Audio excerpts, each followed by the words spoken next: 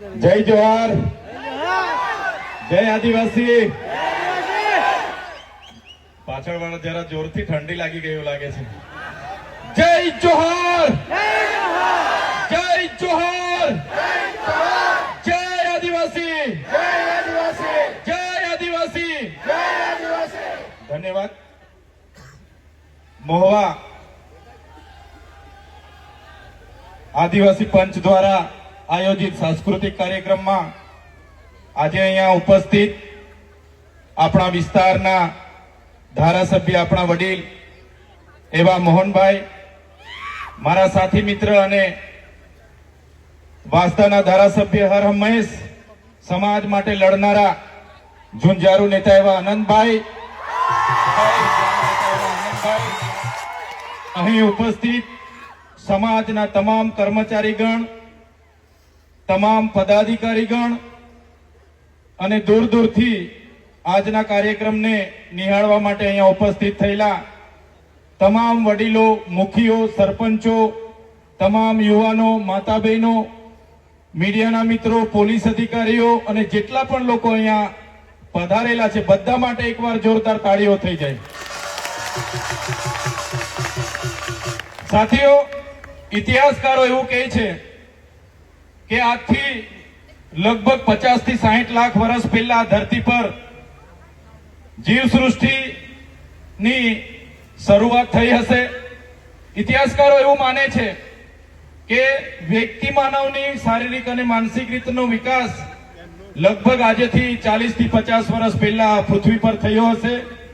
આ પૃથ્વી પર ધીરે ધીરે જ્યારે માનવ આદિમાનવ તરીકે જંગલમાં ભટકતું જીવન ગુજારતો હતો, કંદમૂળ ખાય, વન્ય પ્રાણીને શિકાર કરીને ખાય, ફળફળાદી ખાય, એ પ્રકારનું જ્યારે ભટકતું જીવન જીવતો હતો ત્યારે ધીરે ધીરે ધાન્યની શોધ થઈ, અગ્નિની શોધ થઈ અને પોતાના પરિવાર સાથે સ્થાયી થયો. ખેતીની શોધ થતાની સાથે નાના નાના કબીલામાં સ્થાયી થયો અને કબીલામાં સ્થાયી થતાની સાથે સાથે તમે જોયું હશે, આદિવાસીનો ઇતિહાસ એવો કહે છે કે ખૂબ જ આદિવાસી કબીલાઓમાં પ્રકૃતિ સાથે રહીને જીવનારો સમાજ, આદિ અનાદિ કાળથી જે વસનારો સમાજ, જેને આપણે મૂળ માલિક કહીએ છીએ, એ આદિવાસી સમાજ એ શાંતિપ્રિય પ્રકૃતિના સાનિધ્યમાં જીવતો હતો. એ સૂર્ય, ચંદ્ર, ગગન, વાયુ, નીરને પૂંજતો હતો. નદી પૂંજે, પહાડ પૂંજે, પેડ પૂંજે, વન્ય પ્રાણીને પૂંજે, એના પ્રકૃતિના આરાધ્ય દેવ હતા. સાથીઓ, ધીરે ધીરે ધીરે ધીરે બહારના લોકોના અતિક્રમણો થયા. આપણે ઇતિહાસમાં જે પણ લોકો ઇતિહાસ ભણ્યા છે એમને ખબર છે, આર્યો આવ્યા, હોણ આવ્યા, ડચ આવ્યા, શક આવ્યા, બાદમાં મુગલો આવ્યા, અંગ્રેજો આવ્યા, ફ્રેન્ચો આવ્યા, પોર્ટુગીઝો આવ્યા અને જે લોકોની સંસ્કૃતિ સભ્ય સંસ્કૃતિ તરીકે જેમને આખી દુનિયામાં પોતાની સંસ્કૃતિને ઊંચી માને છે એવા લોકો આપણા દેશમાં અતિક્રમણ કરીને આવ્યા અને આપણા જે રાજા રજવાડાઓ, કબીલાઓ હતા, આપણા સરદારો હતા, એમની સાથે ઘર્ષણ થયા, યુદ્ધ થયા. ઇતિહાસ એવું કહે છે કે આપણો સમાજ ત્યારે સ્વાવલંબી હતો, સ્વતંત્ર હતો, સંવેદનશીલ હતો, શોષણ મુક્ત હતો. એને કોઈ પણ આવે એને આગતા સ્વાગતા સાથે એમનું સ્વાગત કરતો હતો. પણ ધીરે ધીરે જ્યારે ખેતી અને સંપત્તિની શોધો થઈ અને સંપત્તિના લીધે બહારના લોકોએ આ ધરતીને સંપત્તિ માની, સ્ત્રીઓને સંપત્તિ માની અને એ સંપત્તિ મેળવવા માટેના યુદ્ધો થયા. અનેક લોકોએ આ વિસ્તારોમાં શાસન કર્યા. તમને ખબર હશે, 500 વર્ષથી પણ વધારે મુગલોએ શાસન કર્યા. છેલ્લા 200 વર્ષ આપણે બધા જાણીએ છીએ અંગ્રેજોએ શાસન કર્યા અને તેની સામેના અનેક જંગો થયા. જ્યારે દેશને આઝાદીની જરૂર પડી ત્યારે તમને ખબર છે આપણા પૂર્વજોએ પણ ઘણા બધા યુદ્ધોમાં સહભાગી બન્યા. તમને ખબર હશે, મેવાડના જ્યારે મહારાણા પ્રતાપજી ત્યાં લડતા હતા, એમની સાથે પણ રાજા પૂંજા ભીલ ની આખી સેના હતી. હલ્દી ઘાટીનું યુદ્ધ થયું, હલ્દીબાઈની આખી સેના હતી. એ જ પ્રકારે મહારાષ્ટ્રમાં પણ આપણા પૂર્વજોએ ત્યાં પણ તેમના અધિકારો બચાવવા માટે ત્યાં ખૂબ મોટી લડાઈઓ થઈ. મધ્યપ્રદેશની વાત કરું, ત્યાંના ટાટિયા ભીલ, ત્યાંના બધા નાયકો, જે ઝલકારીબાઈ ઝાંસીની હતી, એ જ પ્રકારે ત્યાં પણ ઘણા લોકોએ આપણા આપણા વતી આપણા પૂર્વજોએ ઘણા ત્યાં યુદ્ધો કર્યા. તમને ખબર છે તે વખતે ઝારખંડ નહોતું, બિહાર હતું. બિહારમાં પણ ભગવાન બિરસા મુંડા હોય, ફૂલો ઝાલો હોય, સિંધુ કાનો હોય, બધા જ લોકોએ અંગ્રેજો સામે ભંગ પોકાર્યા, યુદ્ધો કર્યા. માનગઢની ધરતીની વાત કરું, માનગઢમાં પણ ગુરુ ગોવિંદજીની આગેવાનીમાં 1913માં 1507 લોકોએ અંગ્રેજોની સામે લડતા લડતા શહીદી વહોરી. એ જ પ્રકારે પંચમહાલની ધરતી પર રૂપસિંહ નાયક, ભાગોરા નાયક, કેવા આપણા પૂર્વજોએ ત્યાં પણ અંગ્રેજોની ગુલામી નહીં સ્વીકારી, એમની સામેની લડતો લડી. એ પ્રકારના તો અનેક ઇતિહાસો છે. 1303માં 1315માં જયારે ડુંગરપુરના ડુંગરિયા ભીલ પણ શહીદી વહોરી, યુદ્ધ લડતા લડતા. એવા તો કેટલા, પાલ દડવાડાની વાત હોય, કેસરી સિંહની વાત હોય, ગુલામ મહારાજની વાત હોય, બધા જ લોકોએ આદિવાસી સ્વાયત્ત રીતે જીવે, સ્વતંત્ર રીતે જીવે, સ્વાવલંબન રીતે જીવે, પ્રકૃતિ સાથે રહીને જીવે, એના જળ જંગલ જમીન પરના અધિકારો આબાદિત રહે, એના માટે અનેક યુદ્ધો લડ્યા. અને યુદ્ધો બાદ આપણને સ્વતંત્રતા મળી, દેશ આઝાદ થયો. દેશમાં લોકશાહી ડબે સરકારો આવી. આદિવાસીને પણ હતું કે ભાઈ અંગ્રેજોની ગુલામીમાંથી તો આપણે આઝાદ થઈ ગયા, હવે આપણને બધું મળી જશે. પણ તમે જોઈ લો, આઝાદીના 78 વર્ષ થયા. આજે પણ જે શોષણ અંગ્રેજો વખતે થતું હતું આદિવાસીઓનું, એ જ શોષણ આજે પણ ચાલુ છે. ઉત્પીડન આજે ચાલુ છે, અસમાનતાની ભાવના આજે ચાલુ છે. આજે પણ આદિવાસીઓના જળ જંગલ જમીનો પરના અતિક્રમણો ચાલુ છે. આજે તમે જોયું હશે, ઇતિહાસ કહે છે કે આખા દેશમાં 8% આદિવાસીઓ છે. 8% આદિવાસીઓમાં 1,80,00,000 આદિવાસીઓ તો આજે એવા છે, એનો રિપોર્ટ એવો છે કે કોઈને ડેમમાંથી વિસ્થાપિત કરવામાં આવ્યા છે, કોઈને રોડોમાં વિસ્થાપિત કર્યા છે, કોઈને અભયારણ્યોમાં, કોઈને જંગલોમાંથી વિસ્થાપિત કર્યા છે, કોઈને કોરિડોરોમાંથી વિસ્થાપિત કર્યા છે, કોઈને જીએમડીસી માંથી વિસ્થાપિત કર્યા છે, કોઈને જીઆઈડીસી માંથી. આજે 1,80,00,000 આદિવાસીઓ દેશમાં ભટકે છે. આજે બસ્તરનું જંગલ ઉદ્યોગપતિઓને આપવામાં આવ્યું છે. આજે હસદેવનું જંગલ ઉદ્યોગપતિઓને આપી દેવામાં આવ્યું છે. આજે હૈદરાબાદનું જંગલ ઉદ્યોગપતિઓને આપી દેવામાં આવ્યું છે. સાથીઓ, આજે દેશનું જે લશ્કરનું કામ બોર્ડરની રક્ષા માટેનું હોય છે, એવી અડધું લશ્કર આજે દેશની અંદર આદિવાસી સામે લડે છે. આજે બસ્તરમાં આદિવાસી સામે કોણ છે? તો દેશનું લશ્કર છે. આજે છત્તીસગઢમાં આદિવાસીઓના એન્કાઉન્ટર કોણ કરે છે? તો દેશનું લશ્કર કરે છે. આજે ઝારખંડમાં આદિવાસીઓના એન્કાઉન્ટર કોણ કરે છે? આજે દેશનું લશ્કર કરે છે. તો સાથીઓ, જે અમે વાત કરીએ છીએ, કહેવાનો મતલબ, આજે કોર્પોરેટ જગતની નજર આપણા જંગલો પર છે, આપણી જમીનો પર છે. દેશ આઝાદ થયો પછી આપણને બધાને હતું કે આપણી સાથે પણ ન્યાય થશે, પણ ન્યાય થયો નથી. દેશમાં વૈશ્વિકરણ આવ્યું, ઔદ્યોગિકરણ આવ્યું, ઉદારીકરણ આવ્યું, અને બહારના ઇન્ડસ્ટ્રીયલના લોકો આપણા દેશમાં આવ્યા, અને દેશમાં એ લોકોએ વાયદો કર્યો રોજગારી આપીશું, અને આજે મશીનરીથી આખી કંપનીઓ ચાલે છે. આજે એઆઈ નો જમાનો છે. આજે એઆઈ ના જમાનામાં કોઈ કોઈને રોજગારી આપવા નથી વિચારતું. પોતાના વકરો થાય, પોતાના ફાયદા થાય, એના માટે આજે આખો દેશના ઉદ્યોગીકરણ લોકો વિચારી રહ્યા છે. તો સાથીઓ, આપણે બધા અહીંયા મોટી સંખ્યામાં ઉપસ્થિત થયા છે. આપણા સમાજના વડીલો, મુખીઓ, સરપંચો, યુવાનો, ભણેલા ગણેલા ડોક્ટરો છે, એડવોકેટો છે, ક્લાસ 1 અધિકારીઓ છે. આજના મંચ પરથી અમારે કોઈ વિશેષ વાત કરવાની રહેતી નથી. અમારે તો શીખવાની ઉંમર છે. અમે તમારા જેવા ઘણા વડીલો પરથી શીખવાના પ્રયાસો કરીએ છીએ. પણ જે આપણા સમાજની ચિંતા છે એ આપણે બધાએ કરવી પડશે.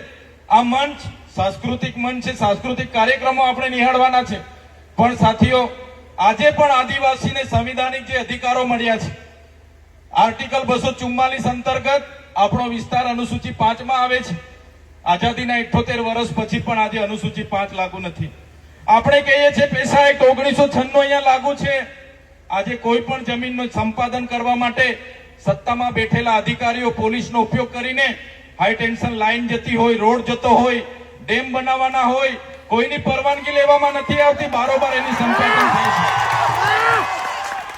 જે પ્રકારે આસામ, મિઝોરમ, મેઘાલય, ત્રિપુરામાં આર્ટિકલ 371A, 371G, 371F અંતર્ગત અનુસૂચિ 6 લાગુ છે.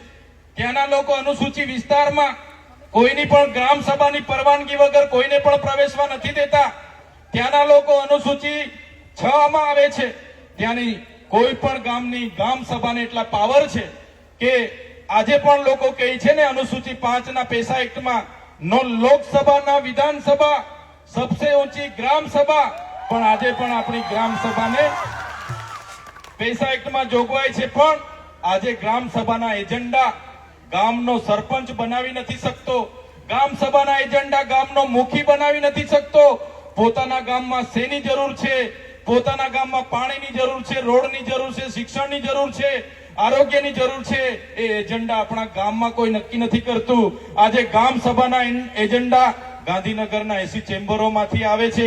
ત્યારે સાથીઓ, આ મંચ પરથી એટલી ચિંતા તો આપણે બધાએ કરવી પડશે કે આપણા સંવિધાનિક અધિકારો બચાવવા માટે, આપણા સાંસ્કૃતિક અધિકારો, આપણી સંસ્કૃતિ અને સામાજિક અધિકારો બચાવવા માટે પણ આપણે બધાએ આ પ્રકારના કાર્યક્રમો થકી જાગૃતતા લાવવી પડશે.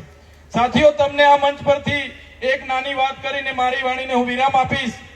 આપણા જે વ્યક્તિગત કાયદાઓ છે આદિવાસીઓના, એને બંધારણમાં પ્રાવધાન આપ્યું છે. આપણા જયપાલસિંહ મુંડાએ બંધારણ સભામાં એમની આક્રમકતાથી રજૂઆત કરી. એ જયપાલસિંહ મુંડા બંધારણ સભાના સભ્ય હતા. એમણે આદિવાસીઓ માટે પ્રાવધાન કર્યું અનુસૂચિ 5, અને એ અનુસૂચિ 5 અંતર્ગત સાથે સાથે એમણે વ્યક્તિગત કાયદાઓ માટે પણ ત્યાં એમણે રજૂઆત કરી અને આપણને વ્યક્તિગત પોતાના કાયદાઓ મળ્યા છે. આજે અનામતનો આર્ટિકલ 330 હોય, 330 માં આપણને શૈક્ષણિક અનામત મળ્યું છે. આજે આર્ટિકલ 332 માં આપણને રાજકીય અનામત મળ્યું છે. આજે અમારા જેવા લોકો ચૂંટાયા છે. આજે અમારા સાથી ધારાસભ્ય અનંતભાઈ હોય, આપણા વડીલ મોહનભાઈ હોય, તો અમે બધા રાજકીય અનામતની બેઠક પરથી ચૂંટાઈને આવીએ છીએ. જ્યાં સુધી સમાજ અમારી સાથે છે ત્યાં સુધી અમે ધારાસભ્ય છીએ. સાથીઓ, અમને કોઈ પણ પાર્ટી મેન્ડેટ આપી દેશે, અમે રિઝર્વ બેઠક પરથી ચૂંટણી લડવા માંગીએ, કોઈ પણ પાર્ટી અમને મેન્ડેટ આપી દે, પણ જો અમે જાતિનો દાખલો ના મૂકીએ તો અમારું ફોર્મ રદ થઈ જાય છે. એટલે જ આ મંચ પરથી કહેવા માંગીએ છીએ, આજે સમાજ છે તો અમે છે, અને સમાજ માટે અમે લડતા રહીશું. જ્યારે અમારા સમાજ માટે લડતા કદાચ અમારી પાર્ટીઓ અમને કહેશે કે તમે સમાજ માટે કેમ બોલો છો, તે દિવસે પાર્ટીના પાટિયા ઉતારીને મુકતા પણ અમને વાર નહીં લાગે. ત્યારે સાથીઓ, આ મંચ પરથી ઘણા વડીલો, ઘણા કર્મચારી ગણ બધા બેઠા છે. આપણી પરંપરાઓ, આપણી સંસ્કૃતિ, આપણી રીત રિવાજ, આપણી જન્મની વિધિ, લગ્નની વિધિ, મરણની વિધિ, આ બધું સચવા છે તો જ આપણું અનામત સચવાશે અને આપણા સંવિધાનિક અધિકારો લાગુ થાય, આપણા સામાજિક અધિકારો બચે, એના પ્રયાસો બધા કરતા રહીશું. અને આ કાર્યક્રમમાં આજે આવીને ખરેખર જે આપણને બધાને શીખવા મળે છે, આ મંચ પરથી હમણાં મોહનભાઈએ ઉપદેશો આપ્યા, સૂચનાઓ આપી, હમણાં આનંદભાઈ પણ કહેશે, ત્યારે બધાને હું કહેવા માંગુ છું, આ મંચ પરથી જે પણ વડીલો, જે પણ આગેવાનો, જે પણ સૂચનાઓ મળશે, ઉપદેશો મળશે, સંદેશા મળશે, બધા લેતા જજો. અને એ ઉપદેશો, એ સંદેશાઓને સાથે રાખીને આવનારા ભવિષ્યમાં આપણે બધા આગળ વધીશું. આપણે બધા આપણા સમાજમાં સારું શિક્ષણ અને જે ભણી ગણીને ગયા છે એમને સારી નોકરી મળે. આવનારા દિવસોમાં આપણો સમાજ પણ સમાનતાની ધારામાં આવે, આપણા લોકો વધુ ને વધુ આગળ જાય. ઉદ્યોગ મેળો હતો હમણાં ડોક્ટર પ્રદીપ સાહેબે રાખ્યો હતો, એવા બધા જ લોકોને કદાચ નોકરીઓ નહીં પણ મળે તો ઘણા લોકો વ્યવસાયિક ધંધાઓમાં પણ, ઉદ્યોગમાં પણ આગળ આવે. એ પ્રકારની વ્યવસ્થાઓ માટે આપણે બધા એક થઈને, પક્ષ, પાર્ટી, ધર્મ, સંપ્રદાય ભૂલીને, સંગઠનો ભૂલીને આપણા સમાજને કઈ રીતના આગળ લાવવાનું છે એ દિશા પર બધા આગળ વધતા રહીશું. આ જ વાત સાથે આજે મને અહીંયા આમંત્રિત કર્યા, અહીં આવ્યા, અમારું સ્વાગત કર્યું, સન્માન કર્યું અને આપ બધાએ અમને પ્રેમ આપ્યો, અમને શાંતિથી સાંભળ્યા બદલ બધાનો ખૂબ ખૂબ આભાર માનું છું. ધન્યવાદ. ચેતરભાઈ, અમારા યુવાનોની એવી ઈચ્છા છે કે જે તમે આદિવાસી એટલે કોણ? चेतर भाई तुम आगे बढ़ो, चेतर भाई तुम आगे बढ़ो. ચેતરભાઈ,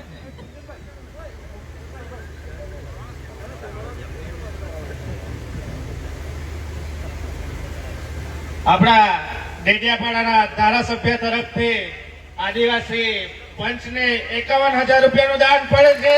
તાળીઓથી વધાવી લઈએ અમને. ગીતાભાઈ ખૂબ ખૂબ આભાર.